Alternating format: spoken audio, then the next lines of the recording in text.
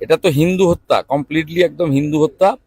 এবং সুজিত দাস বয়স 23, ওনার পুত্র, আপনার পুত্র আর সুধীর পাইক ওনার পিতা। হ্যাঁ, এই দুজনকে মেরেছে। যারা মেরেছে তারা হলো গরিরুল ইসলাম, শেখ আতায়ুর, শেখ শাহ আলম, শেখ মহিদুল, শেখ আরিফ বিল্লাহ, জালাল বেগ এবং শেখ আসমত। এরা নটোরিয়াস ক্রিমিনাল।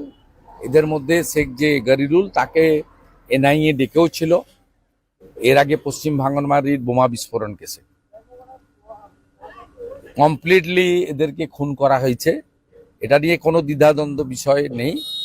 আমি ভোর 5:30টার সময় আমাদের পঞ্চায়েত সমিতির বিরোধী দলনেতা জেলার সম্পাদক পবিত্র দাসের সঙ্গে আমি 5:30-5:40 থেকে আমরা টাচে আছি এবং পরিবার আমার পাশে দাঁড়িয়ে আছে।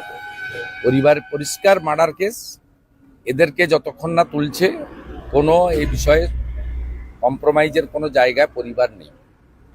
এবং পরিবারের পক্ষ থেকে রাজ্য সরকারের হসপিটালে ময়না তদন্ততে আপত্তি নেই, কিন্তু স্বাস্থ্য দপ্তরকে বা সিওমইচকে স্বাস্থ্য দপ্তরের মাধ্যমে কেন্দ্রীয় হসপিটাল থেকে কোনো ডক্টরকে এনে পোস্টমর্টম করতে হবে, 1 নম্বর।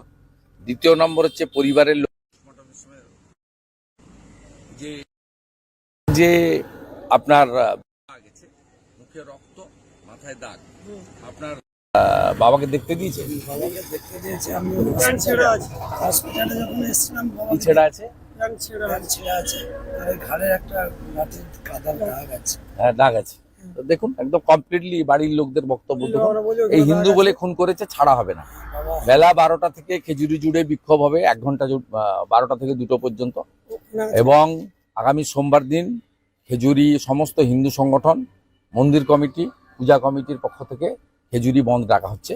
জাতীয় সড়ক, যেহেতু দীঘার টুরিস্টরা যায়, জাতীয় সড়ক এই বন্ধের আওতার বাইরে থাকবে, সর্বাত্মক বন্ধ করা হবে। এবং আমি নিজে বন্ধের সমর্থনে জনকা থানা থেকে বিদ্যাপীঠ মিছিলে নেতৃত্ব দেব।